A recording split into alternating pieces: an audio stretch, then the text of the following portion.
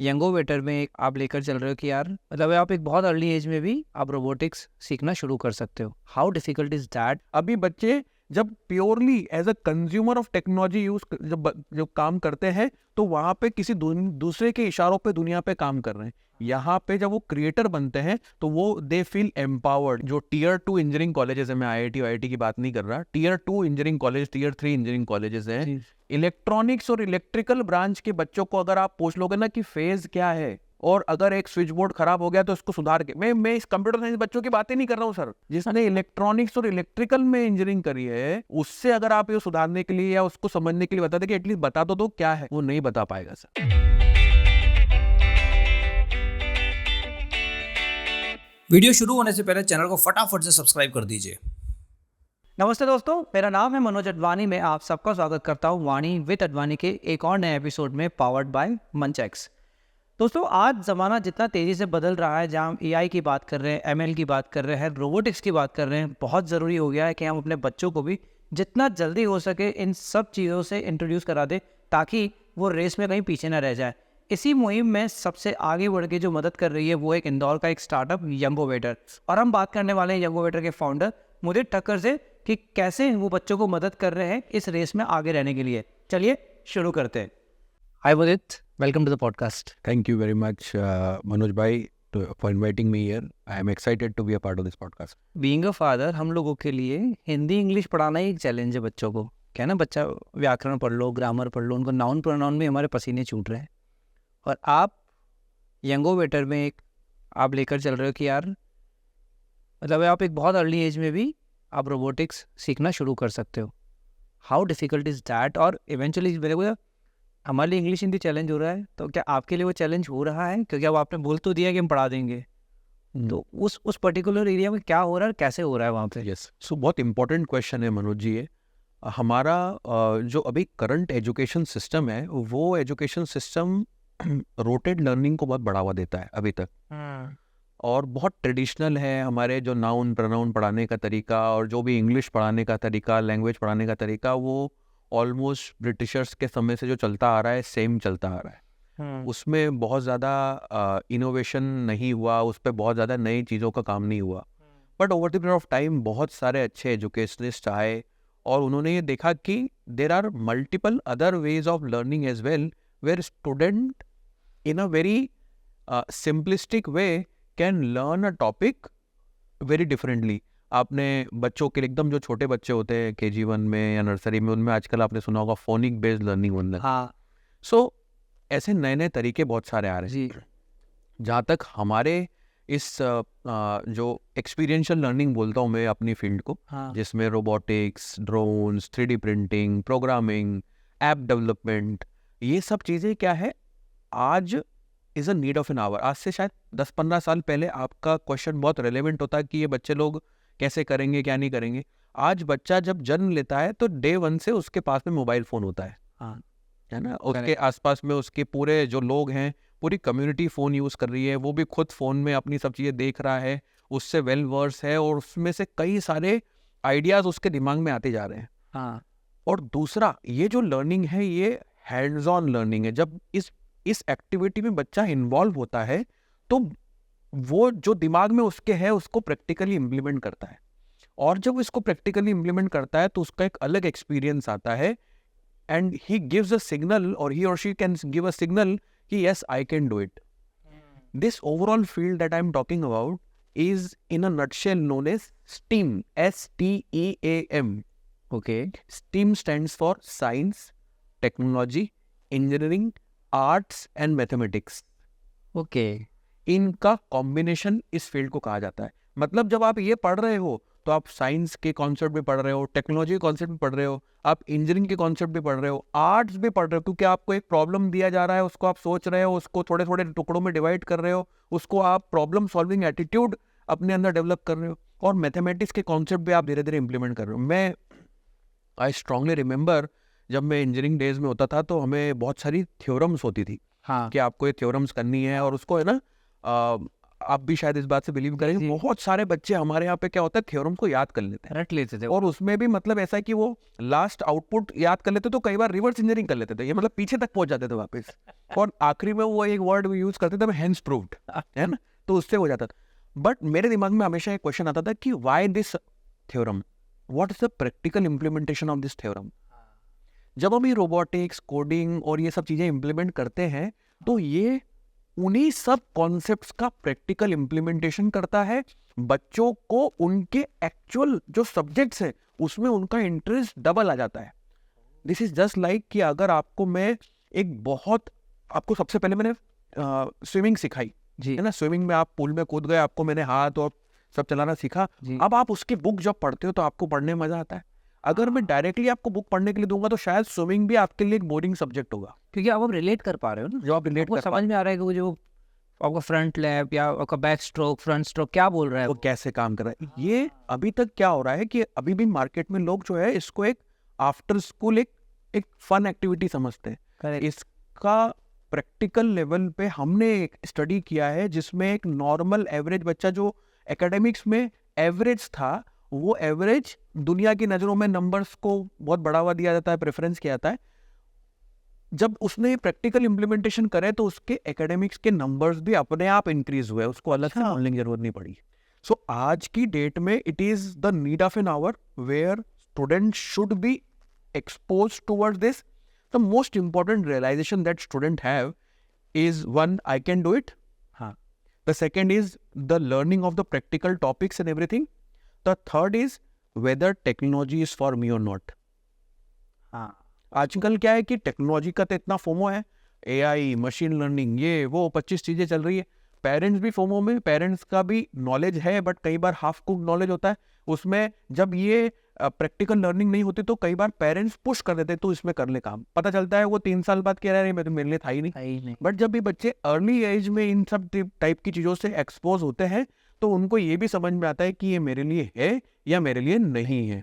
दूसरा एक बहुत इंपॉर्टेंट चीज़ है, टेक्नोलॉजी एनीवेज आज बच्चों से हम दूर नहीं कर सकते।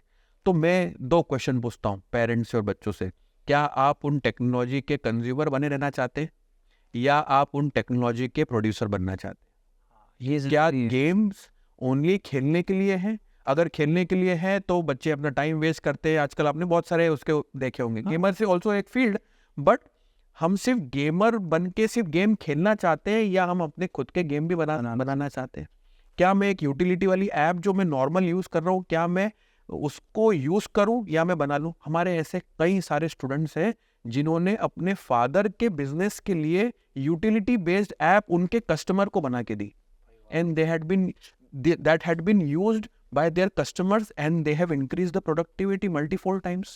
So these are the some of the practical implementation. The most important point that I wanted to share here of this question is government of India is also pushing national education policy. NEP 2020 जी।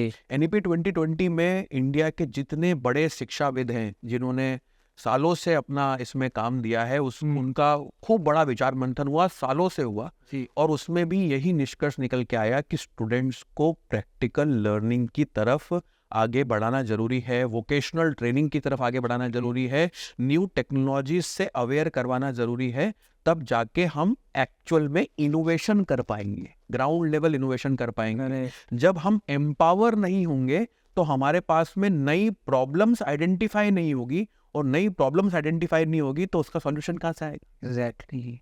तो ऐसे में आप आगे जब पूछेंगे तो मैं आपको ऐसे ढेर सारे बच्चों के उदाहरण दे सकता हूँ जो 6, 7, 8, 9 स्टैंडर्ड में हैं और जो बहुत अच्छा टेक्नोलॉजिकल इनोवेशन उनने किए हैं without even wanting in the back कि मुझे यहाँ पे करना था, बट उन्होंने चूंकि वो वांट नहीं किया था तो automatically out of their curiosity and creativity वो वहाँ पे आके पहुंच गए। Got it. इसमें एक क्वेश्चन मेरे से कई बार पेरेंट्स पूछते हैं कि सर आप बच्चों का चाइल्डहुड खत्म कर रहे हो। मैं एक्चुअली आपसे यही पूछने वाला था क्योंकि आज एक पूरी एक लीग है जो बात कर रहे हैं कि वैसे बच्चे इतना मोबाइल देख रहे हैं, इतना टैब देख रहे हैं, इतना टीवी देख रहे हैं। अब उसमें अगर हो सकता है कुछ लोग यंगोवेटर को विलन भी मानते होंगे, यार वैसे ही बच्चों का स्क्रीन टाइम इतना ज़्यादा है। जैसे मेरी भी गुड़िया है, मैं चाहूँगा कि यार जो उसको थोड़ा फ्री टाइम मिलता है वो गार्डन में जाए, खेले, कोई आउटडोर एक्टिविटी करे, है ना, कुछ कोई फुटबॉल हो गया, कोई इस तरह की गेम खेले। अब अगर वो टाइम भी मैं उसको चुरा कर अगर मैं उसको लैब में डाल रहा हूँ जहाँ पे वो रोबोटिक्स सीख रही है या इस तरह का कोई नया टेक्नोलॉजी सीख रही है, हाउ करेक्ट इज़ दैट? मतलब एज अ पेरेंट मैं ये पूछ रहा हूँ कि क्या कितना सही है ये? देखिए बिल्कुल अच्छी बात है। मैं खुद शतरंज का खिलाड़ी रहा हूँ, चेस खेला है मैंने। जी। जो आउटडोर एक्टिविटी होती है या कोई गेम्स होते हैं, that is also very important thing in anyone's life. जी। हम इंडिया में 150 करोड़ लोगों की जनता के बीच में बैठे हुए हैं और हमारी हाफ से ज़्यादा ऑडियंस आज यंग ऑडियंस है, और अभी ये नए बच्चे बहुत सारे आ रहे हैं। हम ये एक्टिविटी को 100% में इस बात से अवेयर हूँ कि हर किसी को आप फोर्स नहीं कर सकते और करना भी नहीं चाहिए, क्योंकि फिजिकल एक्सरसाइज का, बॉडी मूवमेंट का अपना इंपॉर्टेंस है और ब्रेन डेवलपमेंट का, ब्रेन को सिमुलेट करने का अपना एक अलग इंपॉर्टेंस है। मुझे ये समझ में आता है कि हम एक को दूसरे से कंपेयर क्यों करते हैं। मैं अभी कंपैरिजन फैक्टर डालने जाऊंगा तो मैं 25 चीज़ें बोल सकता हूँ कि बाहर की एक्टिविटी में ये हो सकता है, वो हो सकता है, वो हो सकता है। ये तो उसकी डिसएडवांटेज है। ये तो why I am discussing that, this is not a comparison factor. यहाँ पे बच्चे, हमारे पास में बच्चे ऐसे हैं जो पहले गेमिंग फ्रीक थे, मतलब बच्चे, उन बच्चों के बिहेवियर से, पेरेंट्स ने मोबाइल दिए, पेरेंट्स ने उनको अलाउ किया और पहले से सब कुछ था। अब वो डेवलपर, ऐसी सिचुएशन में मेरे पास बच्चे आए थे जो कि मतलब आप समझ लीजिए जो पेरेंट्स के कंट्रोल में नहीं थे। गेमिंग इतना ज़्यादा हो चुका था, स्क्रीन टाइम उनका ज़्यादा हो चुका था। आजकल हम लोग बड़े लोगों में भी ये सब चीज़ें देख रहे हैं। हाँ। हमने उस बच्चों को धीरे धीरे धीरे धीरे उस, जब वो प्रैक्टिकल लर्निंग की तरफ आगे बढ़ता है तो उसने हाथ से करा। इसमें जरूरी नहीं हमारी एक्टिविटी में हमेशा आपको स्क्रीन पे ही काम करना है। रोबोट बनाने में you have multiple things, physical things in your hand, and उन फिजिकल थिंग को आप जोड़ते हो, गलतियां करते हो, सीखते हो, फिर रिपीट करते हो, फिर बार बार बनाते हो, और उससे आपकी लर्निंग होती है। अब वो धीरे धीरे बच्चे को जो है बिहेवियर में चेंज आ रहा है। Now he is mingling up with their parents, उनकी बात सुनने लगा है। तो इनडायरेक्टली हम जो है बच्चों के पर्सनालिटी ट्रेट्स पे काम कर रहे हैं। हम इन एक्टिविटीज से बच्चों को बच्चों के साथ में रहना सिखा रहे हैं। अभी बच्चे जब purely as a consumer of technology use जब काम करते हैं तो वहां पे किसी दूसरे के इशारों पे दुनिया पे काम कर रहे हैं। यहाँ पे जब वो क्रिएटर बनते हैं तो वो they feel empowered, yes I can do it by my self, and उनको फिर उनके अंदर वो संतुलन है, ओवर एग्रेसिवनेस और ओवर डिप्रेसिवनेस से हटके वो बीच में आ रहा है। And that is a balance personality. उस बैलेंस पर्सनालिटी को अचीव करने के लिए फिजिकल एक्टिविटी भी इंपॉर्टेंट है, एकेडमिक्स का संतुलन भी इंपॉर्टेंट है। ये over the period of time parents जब ये हमारे साथ में आते हैं, बच्चे लोग काम करते हैं, तो अपने आप ये समझ में आता है। इसमें आपने एक बात बताई मुझे तो कि जब अगर रोबोटिक्स की बात कर रहे हैं, बच्चा बना रहा है, नहीं बन रहा है, वापस बना रहा है, बन रहा है, इसमें एक जो इम्पोर्टेंट फैक्टर जो निकल के आ रहा है ना कि बच्चा रेडी हो रहा है कि एक बार में चीज़ नहीं बनेगी। जो अभी एक जो नई जनरेशन तैयार हो रही है उनमें, क्योंकि अधिकतर अब वही है कि एक तो हम सब लोग छोटे परिवार हो गए, है ना, एक घर में से माता पिता और बच्चा रह रहा है, तो एक बच्चों को वो भी समझ में नहीं आ रहा है कि यार फेल होना और उस फेलियर को एक्सेप्ट करना ज़रूरी होता है और ये अर्ली एज में होना चाहिए।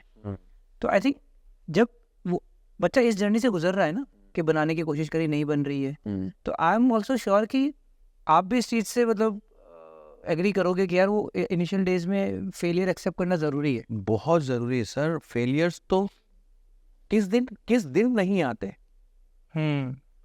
व्यक्ति हैं, इंसान है, तो इंसान तो एक पेड़ के समान है सर। आज हम दिन भर में, पेड़ तो क्या होता है कि साल भर में कभी पतझड़ होता है, कभी पीले पत्ते होते हैं, कभी ऑरेंज पत्ते होते हैं, कभी पूरे ग्रीन पत्ते होते हैं। वो पूरी साइकिल कंप्लीट करता है। ऐसा थोड़ी पेड़ उखड़ के बाहर निकल जाता है। हम ये दिन भर में ये पूरा की पूरा सर्कल कंप्लीट करते हैं। कभी हमारे इमोशंस हाई होते हैं, कभी हम कम होते हैं। कई बार हम किसी को कन्विंस करना चाह रहे हैं, वो कन्विंस हो जाता है तो बहुत खुशी होती है, कई बार नहीं होता है तो थोड़ा सा। इन सब चीज़ों से स्टूडेंट कैसे अपने आप को रिवैम्प कर सके, इसको मैं बोलता हूँ कि भगवान को हो सकता था एक रीसेट बटन दे देना चाहिए था। यहाँ रीसेट दिया, हम वापस चालू। ये रीसेट थिंकिंग तब आती है जब over the period of time आप ये एक्टिविटीज़ को ऑन करते हो। इसलिए आप जब रोबोटिक्स में इन्वॉल्व होते हो या किसी गेम में इन्वॉल्व होते हो कोई, तो उसके अंदर आपकी एक्सटर्नल ट्रेनिंग होती है हारने के लिए। हाँ। मैं एक उदाहरण देता हूँ। मैं शतरंज का खिलाड़ी हूँ, जैसे मैंने आपको बताया। हमारे सर हमसे पूछते थे कि हम नेशनल खेलने जाते थे, स्टेट्स टूर्नामेंट खेलते थे, जी तो सर पूछते थे कि what's the most important quality that you learn out of playing chess और एनी गेम। जी तो वी यूज्ड टू से कि हमको 4-4 घंटे गेम खेलना पड़ते थे, तो हम बोलते थे कि सर हमें पेशेंस सीखने को मिलता है, हम 4 घंटे 8 घंटे हमको टोटल बैठने को मिलता है। कोई बोलता है सर परम्यूटेशन कॉम्बिनेशन हम आगे की 25-40 मैं सोच सकता था अपने प्राइम टाइम में, मैं अपनी आगे की 25 साल तक सोच सकता था। सर हम परम्यूटेशन कॉम्बिनेशन सीखते हैं, फिर सर हम बाहर जाना आना लोगों से मिलना सीखते हैं। तो सर एक बहुत इंपॉर्टेंट पॉइंट बोली, ये सब इम्पोर्टेंट है और ये सीखते हो, बट आप चेस से हारना सीखते हो, हारना सीखते हो और हारने के बाद में इमीडिएटली रीसेट होना सीखते हो। क्योंकि आज जैसे लेट से मेरा सेकेंड राउंड है, आज मैं हारा तो मेरा 12 बजे 2 बजे तक राउंड होगा, मुझे इमीडिएटली उसका एक सेटबैक होगा, मुझे उस सेटबैक को देखना है, उस सेटबैक से ओवरकम करके एनालाइज करना है कि आज के गेम में मैंने क्या गलती की थी और कल के गेम के लिए मेरा माइंड प्रिपेयर करके वापस कल गेम खेलना है उतनी इंटेंसिटी के साथ में। और ये आप इसलिए सोच पा रहे हो कि आप तो बोले आसान शब्दों में बोल रहे हो, और आप आसान शब्दों में इसलिए बोल रहे हो क्योंकि आप ये कर चुके हो। इसलिए मैं बोलता हूँ पेरेंट्स को बच्चों को एक्स्ट्रा एक्टिविटीज़ में इन्वॉल्व करना चाहिए। मैं ये नहीं बोल रहा कि आपको सिर्फ कोडिंग में करना चाहिए या रोबोटिक्स में करना चाहिए, this all are a part and parcel of a extra activity और a game. I can also consider this as a game जी with all the back qualities that a student learn, but उसको involve होना चाहिए। अभी हमारे बच्चे, जब हम बात कर रहे हैं, हमारे स्टूडेंट्स वर्ल्ड रोबोटिक्स ओलंपियाड में आज के दिन पार्टिसिपेट कर रहे हैं अच्छा। और खुद से गए हैं। मैं बोले सर आप चलोगे क्या? मैं नहीं जाऊंगा। पहले दिन बोल दिया कि वहाँ पे आप काहे के लिए जा रहे हो, तो बोले कि सर कुछ बच्चों ने बोला सर जीतना एक पार्ट है, आ जाओगे जीत जाओगे बहुत खुशी होगी, आप भी खुश होना मैं भी खुश होऊंगा, बट हम वहाँ पे जा रहे हैं लर्निंग और एक्सपीरियंस के लिए। वो $1 मिलियन एक्सपीरियंस आप जब वहाँ पे जाओगे वो आपको खरीदने से भी नहीं मिल सकता। आपको कौन बुलाएगा डायरेक्टली नेशनल कंपटीशन में? क्या आप खरीद सकते हो नेशनल इवेंट को? नहीं खरीद सकते। तो ये जो एक्सपीरियंस है ना, ये बहुत इंपॉर्टेंट है बच्चों के लिए। इसीलिए प्रैक्टिकल लर्निंग जो है वो बच्चों को हारना, तो हम जब नेक्स्ट डे के लिए तैयार करते थे तो उतनी इंटेंसिटी के साथ में तैयार होते थे वापस, और हमें वो याद बाय डिफॉल्ट माइंड ऐसा ट्रेन हो गया कि वो ठीक है, कल का जो गेम हो गया वहां से निकलो। अभी क्या होता है, हम जैसी कोई छोटी सी घटना हुई और हारे तो हम उसकी पूरी उसको उधेड़-बुन ऐसे ही कर देते और उसी में लगे रहते हैं, जिससे हमारा जो आगे आने वाला जो टाइम है या जो हमारा प्रेजेंट है अभी, हम उसको ढंग से नहीं कर पाते। मैं आपको बहुत इंटरेस्टिंग स्टोरी सुनाता हूँ। जी मेरे फर्स्ट टूर्नामेंट जब मैंने खेला चेस में, जी तो फर्स्ट टूर्नामेंट में मुझे 25 रुपीज़ का इनाम मिला, 25 रुपए। 25 रुपए का प्राइज मिला। जी वो आज भी मेरे पास में 20 रुपए का एक नोट और 5 रुपए का एक सिक्का रखा हुआ है। आपको बहुत सुन के अचंभित होंगे, वो 25 रुपए काय के लिए मिले? हमारा 9 राउंड का टूर्नामेंट था जी। तो वो 9 राउंड्स के टूर्नामेंट में क्या हुआ कि मैंने 9 गेम खेले और 9 की 9 हारे, इसीलिए मुझे ऑर्गेनाइजर्स ने 25 रुपए का इनाम दिया। अब आप बोलेंगे क्यों 25 रुपए का इनाम दिया? क्योंकि ऐसा होता है कि जब बच्चा पहला गेम हारता है, दूसरे दिन आता है, दूसरा गेम हारता है, ज़्यादा से ज़्यादा क्या करता है, तीसरे दिन आता है और वो जैसे ही हारा तो वो टूर्नामेंट स्किप कर देता है, वो आना ही बंद कर देता है। निराश हो जाता है। वो पेरेंट्स भी निराश हो जाते हैं, बच्चा भी निराश हो जाता है। उसके अंदर वो जूझने का एटीट्यूड, क्या ठीक है मैं हारा ना फिर वापस करूंगा, हारा ना फिर वापस करूंगा, वो खत्म पेरेंट्स भी कर देते कि ठीक है अब बच जाना, क्या मतलब है। हमारे पिताजी ने हमको क्या बोला, बेटा अपन ने 9 राउंड्स के लिए एनरोल किया है, क्या हम जीतने हारने के लिए आए थे? क्या आपको तो सीखना था। प्ले योर बेस्ट, आप अपना अच्छे से अच्छा गेम खेलो, रिजल्ट देखते रहेंगे। 9 की 9 गेम खेले, 9 की 9 गेम हारे, और उन्होंने मुझे ये इसलिए इनाम दिया कि आपके अंदर वो पेशेंस है कि आप 9 गेम तक आ सकते हो और अपने अपोनेंट्स के साथ में वो हार देख सकते हो और उस प्राइज डिस्ट्रीब्यूशन सेरेमनी में बैठ सकते हो जहाँ आप एक दूसरों को पुरस्कार लेते हुए देख रहे हो। ये इंपॉर्टेंट है। ये हमारे लाइफ में भी हमें बच्चों को over the period of time as a parent सिखाना चाहिए। We should celebrate failures. हाँ करेक्ट। आजकल फेल्योर्स को एक गलत निगाहों से देखा जाता है, उसको ऐसा बोला जाता है तुमने गलती क्यों करी, पॉइंट आउट किया जाता है। जब ये पॉइंट आउट बच्चों की तरफ होता है तो या तो वो स्किप होना चालू कर देगा या तो वो स्किप करेगा उन सब चीज़ों को, या आपको बताना बंद कर देगा, और यहाँ पे पेरेंट्स और बच्चों के बीच में खाई होती रहती। पुराने आपने जो बोला ना, जो मिक्स फैमिली होती थी, उसमें क्या होता था कि देयर आर मल्टीपल एवेन्यूज, नानी नाना दादी दादा, कोई ना कोई एक सा सॉफ्ट पॉइंट होता था, बच्चा वहां पे आके मिल लेता था, तो उसकी सब चीजें वो निकाल लेता था। अब एवेन्यूज दो बच्चे और पेरेंट्स और मदर दोनों वर्किंग है, और अब दोनों ने ही बोल दिया कि अब आप गलती क्यों कर रहे हो, गलती क्यों कर रहे हो, तो अकेला हो गया, आप किससे आके शेयर करेगा, वो शेयर करेगा नहीं करेगा, तो फिर दो पर्सनालिटीज आ सकती है, या तो वो स्ट्रेस में जाएगा, मतलब नेगेटिव थॉट्स आने लग जाएंगे उसके अंदर, पास्ट ओरिएंटेड थॉट्स उसके अंदर जब अंदर से आएंगे तो ही और शी बिकम लेथार्जिक, वो हर काम में काम करने से मना कर देगा, मुझे नहीं करना, मेरे तो ये अच्छा काम ही नहीं है। आप कोई नई चीज लेके जाओगे तो पहले उसकी 25 बुराइयां गिना देगा, और नहीं तो वो एग्रेसिव हो जाएगा, फ्यूचरिस्टिक ज्यादा सोचने लगेगा, मैं ऐसा कर लेता हूँ, रिबेलियस हो जाएगा, हर काम रिबेलियस वे में जब करेगा तो इसको गिराएगा, उसको गिराएगा, आपसे झगड़े करेगा, घर छोड़ के भाग जाएगा। ये दो बच्चों के अंदर डिफरेंस ऑफ थॉट्स आते हैं। ये जब हम सेलिब्रेट फेलियर्स को सेलिब्रेट एंड हम बोलते हैं कि ठीक है आज हो गया, कल वापस हम अच्छे से करेंगे, तो बच्चा संतुलन में आपके साथ में वो बॉन्डिंग शेयर करेगा। This is very important point. So मतलब आई थिंक ये जो आपने लास्ट में पॉइंट बताया ना कि बच्चों को ये अर्ली एज में सिखाना ज़रूरी है कि फेलियर सक्सेस वो पार्ट एंड पार्सल है, ज़रूरी है हिस्सा लेना, पार्टिसिपेट करना। आई think this is a very important point जो आई थिंक पेरेंट्स को सीखना पड़ेगा पहले तो, क्या बच्चों को पार्टिसिपेट कराओ। मतलब अब अगर वापस अपन यंगोमीटर की बात करें तो what has been the youngest age जिस बच्चे को आपने ट्रेन किया हो? एक आपके पास सबसे छोटा बच्चा किस उम्र का है? देखिए पेरेंट्स तो आजकल कई बार आउट ऑफ फोमो हमारे पास में आते हैं, फर्स्ट क्लास का बच्चा, सेकंड क्लास का बच्चा भी आते हैं कि आप इसको आप हमारे पास में रख लो जी, क्योंकि दो सॉर्ट ऑफ पेरेंट्स हैं। एक बिल्कुल ऐसे हैं जो बोलते हैं कि ये एक्टिविटी बिल्कुल काम की नहीं है, और एक पेरेंट्स ऐसे हैं जो बिल्कुल एकदम मतलब बच्चा अभी KG1 KG2 में है, उसको बोले इसको आप लगा दो। ये दो एंड पॉइंट्स हैं। तो हमने थोड़ा सा एक संतुलन बनाया है ना, over the period of time survey करके पता चला कि बच्चे approximately 4th standard 5th standard तक आते आते थोड़ा सा हल्के से स्टेबल होने लग जाते हैं, मतलब अपने बिहेवियर में भी और इन सब चीज़ों में, एक्सेप्टेबिलिटी में लर्निंग वाले मोड में भी रहते हैं। बेसिक उनकी जो लैंग्वेज लर्निंग और वो वहाँ तक उनकी कवर हो चुकी होती है, तो उनको आप जो बात बता रहे हो वो उनको एटलीस्ट कन्वे होती है, और कन्वे करके इम्प्लीमेंट करना स्टार्ट करते हैं। तो हमारे पास में जब ये फर्स्ट सेकंड के क्लास के जब बच्चे आते थे तो मैंने उनको यही कहा कि सर आप अभी इन बच्चों को फिजिकल एक्टिविटीज़ करने दो, इनको जितना खेल सकते हैं आप इनको खेलने दो, बाहर खेलने दो, हाथ पैर टूटे सब कुछ हो, सब इसमें इनकी फिजिकल एक्सरसाइज होने दो। ये जब 4th 5th स्टैंडर्ड से होंगे तब हम इनको अगर आपका इंटरेस्ट रहा है और बच्चा भी अगर इसमें काम करना चाहता है तो ये हमारे पास में, तो just to sum it up हमारे पास में 4th और 5th स्टैंडर्ड से बच्चे आना स्टार्ट करते हैं। टेंटेटिवली 9-10 तक एक्टिवली पार्टिसिपेट करते हैं।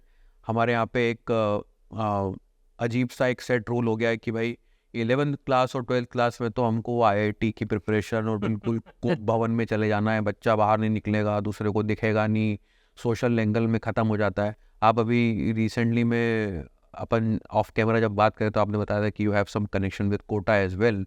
कोटा के अंदर बच्चे ये सब पूरी तैयारी करके सर 2-3 साल 4 साल की तैयारी करके वहाँ जा रहे हैं जी, एंड सबसे ज़्यादा सुइसाइडल रेट कोटा में, आपको पता है? हाँ, अभी वहाँ पे गवर्नमेंट ने कोचिंग क्लासेस को कुछ समय के लिए निर्देश दिए थे कि आपको इंटरनल जो आप एग्ज़ाम्स ले रहे हो बच्चों की वो बंद कर दो।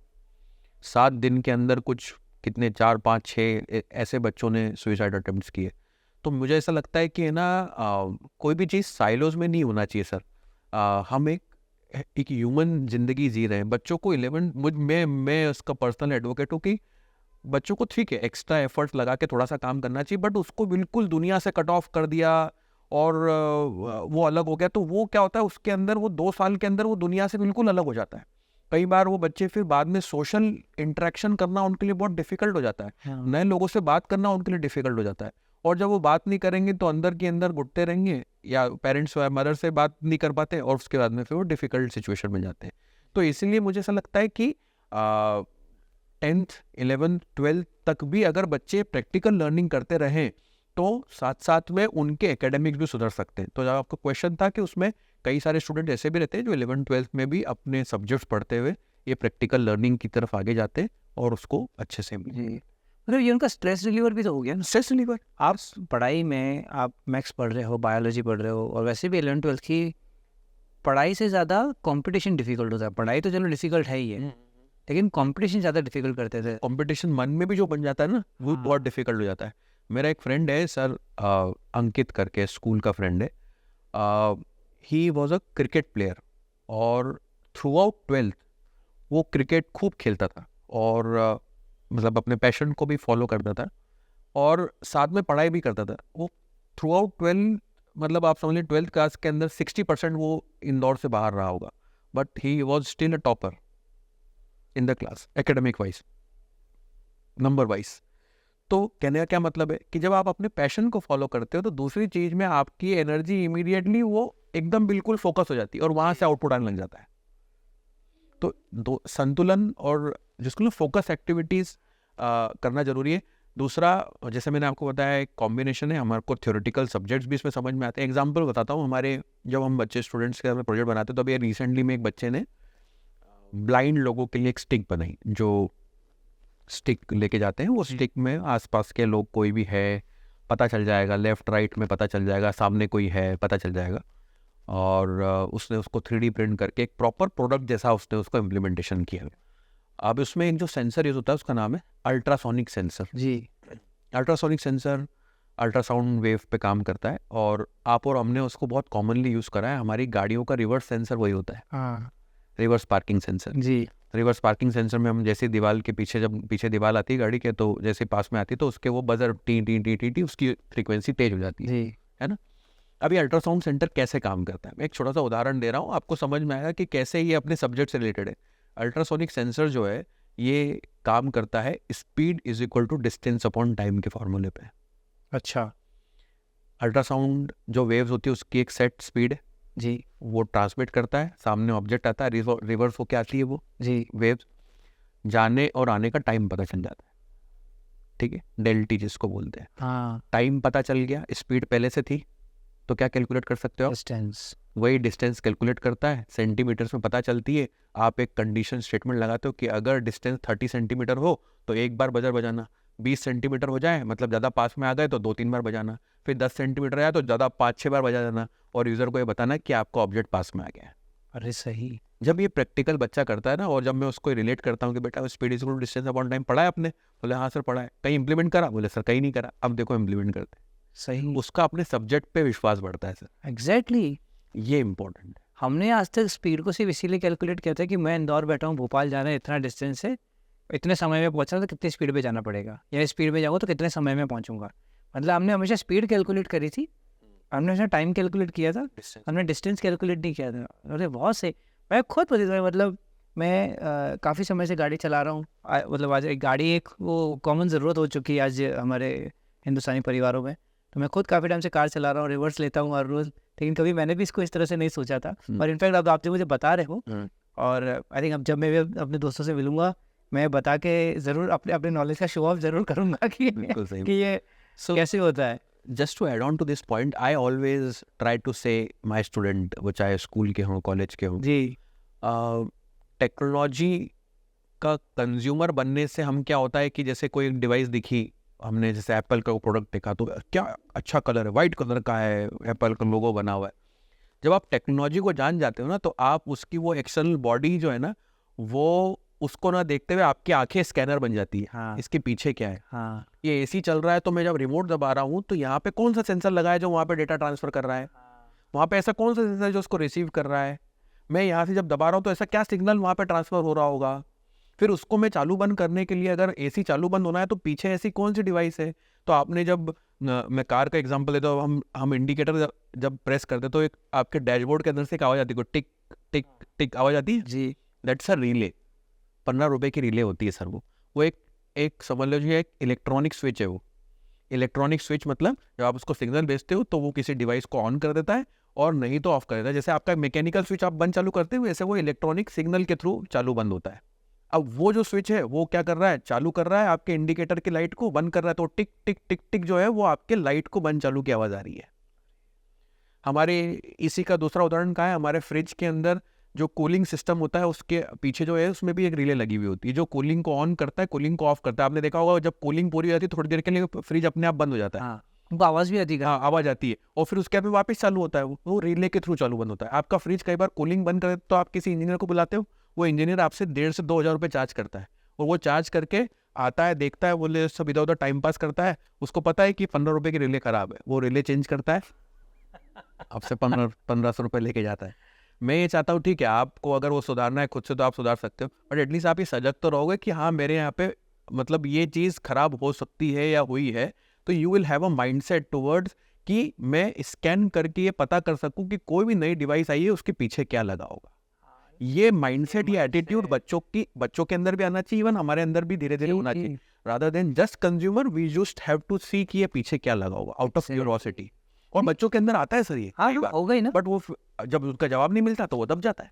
नहीं आई थिंक ये जो आपने पॉइंट बताया ना कि जब आपने फ्रिज वाला एग्जांपल लिया, आपने कार वाला एग्जांपल लिया, अब इससे पता है क्या हो रहा है कि हो सकता है मतलब अब मैं भी रिलेट कर पा रहा हूँ कि यार यंगो वेटर में वो रोबोटिक्स सीख के या वो एआई सीख के, हम ये नहीं बोल रहे उसको रोबोट इंजीनियर बनना है, बट एटलीस्ट उसके आसपास की जो चीज़ें हैं, उसके आसपास के जो इलेक्ट्रॉनिक्स, एआई, आईओटी, हम जो इतने बड़े बड़े टर्म्स बोलते हैं, उसको पता तो होना चाहिए ना आसपास में है क्या, ये पूरा माहौल क्या बना हुआ है। और कल को हाँ मौका मिलेगा तो बट ऑब्वियस अगर उसके पास मौका है, वो इंटरेस्टेड है तो, बट जैसे हम स्विमिंग की बात करते हैं, हमने बच्चे को स्विमिंग में इसलिए नहीं डालते कि भाई एक दिन वो स्विमर ही बन जाएगा, बट एटलीस्ट वो हाथ पैर लगाना सीखेगा, भगवान ना करे किसी ने ऐसी दुर्घटना हुई तो अपना हाथ पैर निकाल के और किनारे तक आ जाए। एक्सपीरियंस भी उसमें आता है। लोग उसको स्ट्रेस बस्टर की तरह यूज करते हैं, अपने टाइम को पॉजिटिवली इन्वेस्ट करने के लिए यूज करते हैं। There are multiple ways for which it has been taught to us as a swimming, just in मतलब एक ठीक है एक ऐसी खराब सिचुएशन में पहुंच जाए उसके लिए तो करते ही, बट साथ में एक्सपीरियंस लोग मैंने देखा है जो एक्सपीरियंस जिनको स्विमिंग का एक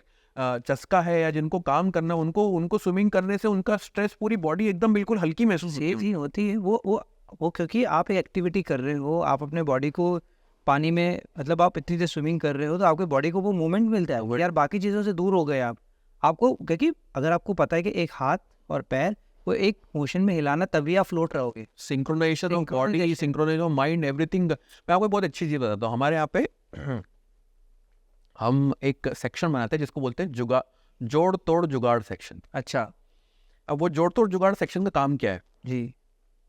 हमारे घर के आसपास में, हमारे घर में हम बहुत सारे डिवाइसेस एंड गैजेट्स यूज़ करते हैं जी। आजकल आपने देखा होगा, fridge, washing machine, AC, cooler, हमारे जो स्विच बॉक्स जो होते हैं, ये सब हमारे आसपास में बाय डिफ़ॉल्ट आजकल मतलब हर घर में, हर इंडियन के घर में ये सब चीज़ें हैं। आपकी और हमारी जनरेशन में और हमारे पिताजी की जनरेशन में आपने देखा होगा कि पहले के ज़माने में वो मतलब कुछ रिसोर्सेस ना होने की वजह से हम खुद ही फ़ैन खोल लेते थे। फैन खोल के कॉइल देख ली, कॉइल के अंदर क्या हो रहा है क्या नहीं हो रहा है, कुछ गलतियां जरूर करते थे, फिर सीख जाते थे। तो सेल्फ डिपेंडेंट थे, है ना, हम बहुत सारी चीज़ें खुद से भी कर लेते थे और वो आउट ऑफ क्यूरोसिटी होती थी।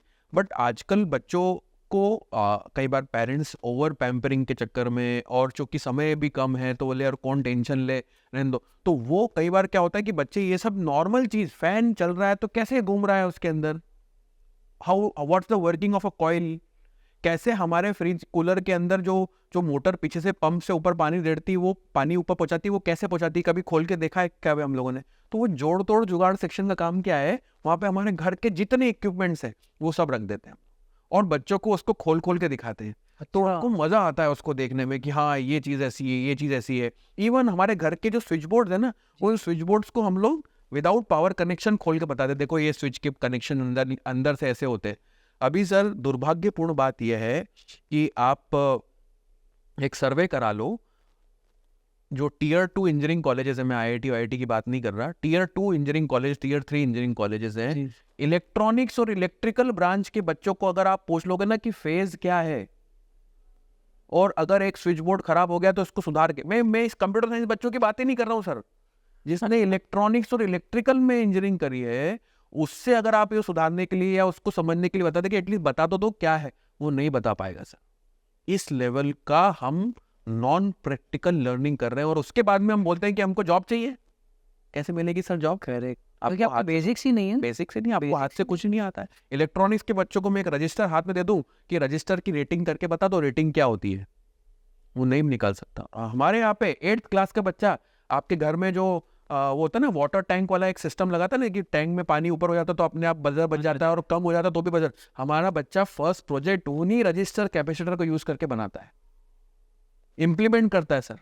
वो मतलब मैं कोई कंपैरिजन नहीं कर रहा हूँ स्कूल के बच्चों के, कॉलेज के बच्चों का, बट वो स्कूल का बच्चा एम्पावर्ड है, वो खुद पे विश्वास कर रहा है कि मैं ये सब प्रोजेक्ट बना पा रहा हूँ खुद से, और आगे जाके वो दूसरी चीजों में भी वही एम्पावरमेंट और वही फीलिंग के साथ में जब करता है तो उसको और अच्छे से कर पाता है।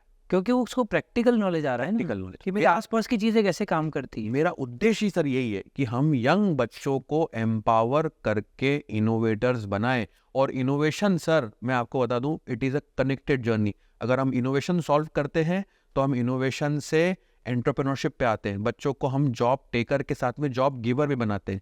जॉब गिवर जब बच्चा बनता है तो हमारी इकोनॉमी की प्रॉब्लम सॉल्व होती है, क्योंकि हम लोगों को जॉब्स की प्रॉब्लम सॉल्व होती है। मतलब जी, जब जी। लोग जॉब गिवर बनेंगे तो बहुत सारी जॉब जनरेट होगी, सीधी बात। और अल्टीमेटली जो हमारी इकोनॉमी है वो इकोनॉमी ग्रो होगी। हम जब बोलते हैं कि हमको $10 ट्रिलियन $20 ट्रिलियन की इकोनॉमी बनाना है, तो हम वहां से ये $1 ट्रिलियन की इकोनॉमी बना सकते हैं। एक्चुअल इनोवेशन जब करते हैं तो ये इनोवेशन से आईपी इंटेलेक्चुअल प्रॉपर्टी बनती है, और ये इंटेलेक्चुअल प्रॉपर्टी दुनिया यूज कर सकती है। इजराइल जैसी कंट्री उसका एक सबसे बड़ा उदाहरण है। छोटा सा टुकड़ा है सर, एमपी के आधे बराबर भी शायद नहीं होगा, वहां पे वर्ल्ड के best of the best innovation निकल के आ रहे हैं, क्योंकि उनको इनोवेटर्स बनने के लिए, गलती करने के लिए मौका दिया जाता है। तो it's a movement, and that's why we have opted for a community route. Community route means 90% of the things that we always do is pro bono, free of cost, awareness purposes. Students should get to know about all of these things pro bono as well. हमारी lab always available होती है। आप आपके idea के साथ में आओ और आप बोलोगे सर मुझे एक ड्रोन यूज करना है, मुझे नॉलेज है, आप सिखाओ मत, तो हम आपको अपना ड्रोन का जो कॉम्पोनेंट्स है वो दे देंगे। आप उसको यूज करो, बनाओ, पार्टिसिपेट करो, और वो कॉन्फिडेंस लो और बोलो yes I am a young innovator, I am young innovator. That's the motto that we are targeting. Obviously, entrepreneurship should be associated with self-sustainability, which is profitability. तो उसमें एक वो तो हो गई। commercial angle है, Exactly.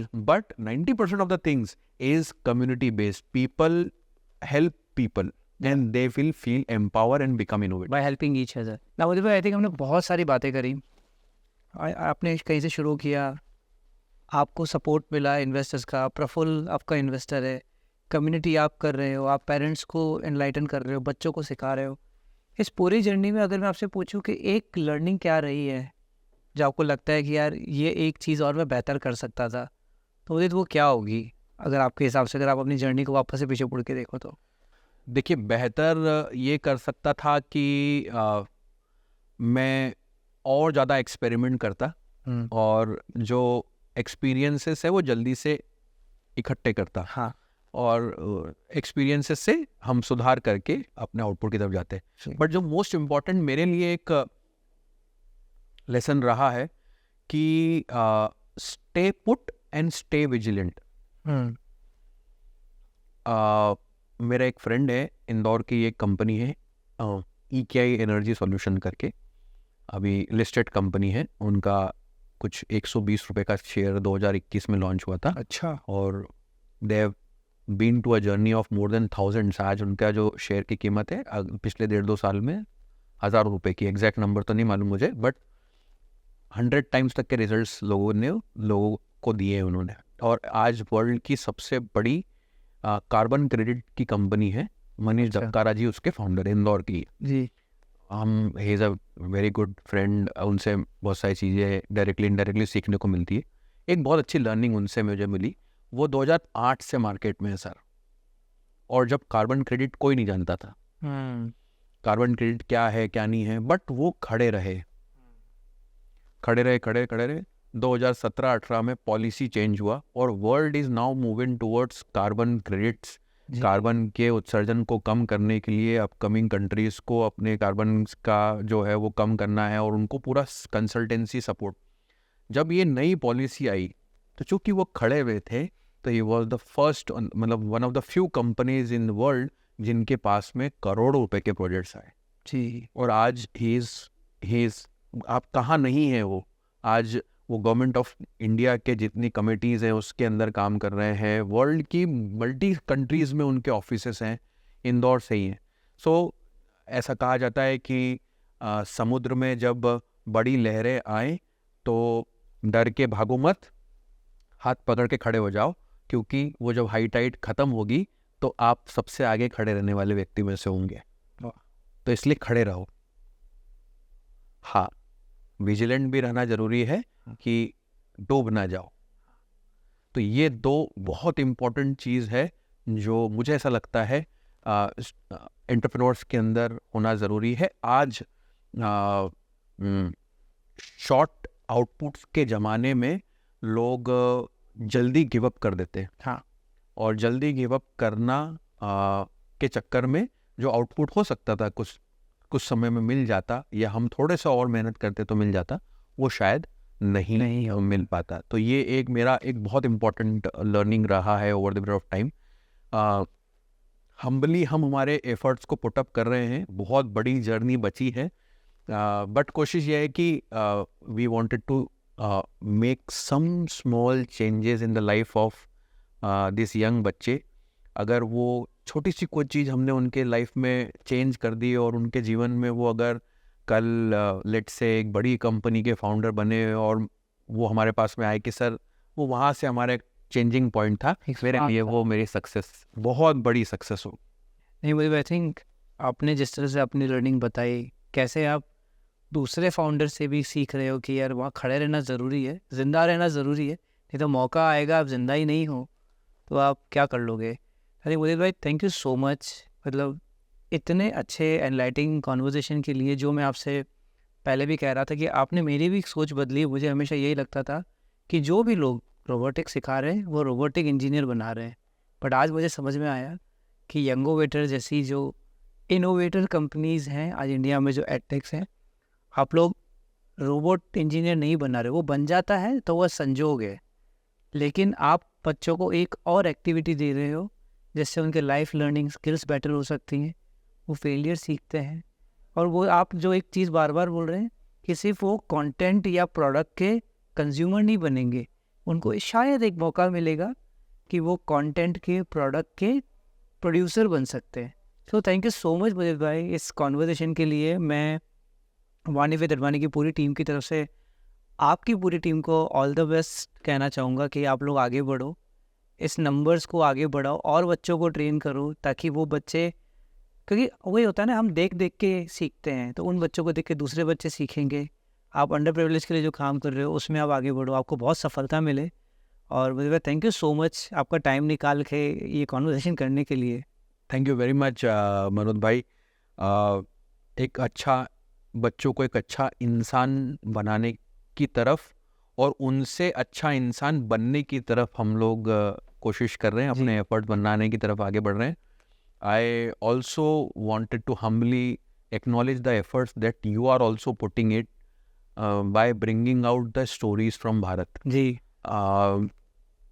आपके लिए बहुत अच्छा और इजी काम होता कि आप दिल्ली, बेंगलोर, मुंबई चले जाते और वहाँ पे सेलिब्रिटी जो अच्छे लोग हैं जिन्होंने अपना जीवन में अच्छा काम किया है, उनको आप अपना फर्स्ट टारगेट ऑडियंस की तरह चूज़ करते।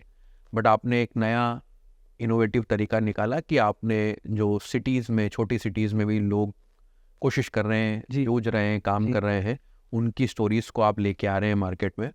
आई think this is a very noble thing and kudos to the work that you are doing. Keep doing it and I am sure Vani with Advani will be one of the top podcast in the times to come. Thank you so much Mudit भाई, और मिलते रहते हैं। Thank you so much. Thank you very much. दोस्तों video को end तक देखने के लिए बहुत बहुत धन्यवाद। ये कहानी एक और जीता जागता उदाहरण है कि टियर 2 से भी बनाया जा सकता है। उम्मीद है आपको वीडियो पसंद आया होगा और आपको बहुत कुछ सीखने को मिला होगा। आपने जो कुछ भी सीखा इस वीडियो से उसको फटाफट कमेंट्स में डाल दीजिए। जिसका कमेंट सबसे अच्छा होगा उसको मंचेक्स की तरफ से मिलेगा एक बहुत ही बेहतरीन गिफ्ट हैम्पर। दोस्तों जब आप मेरी वीडियो को लाइक, शेयर या सब्सक्राइब करते हैं, मुझे प्रोत्साहन मिलता है एक और नए शहर जाने के लिए और भी नई कहानियाँ सुनाने के लिए। इसीलिए कोई भी कंजूसी मत रखना। तो फिर बने रहिए, देखते रहिए, सुनते रहिए Vani with Advani. Thank you very much.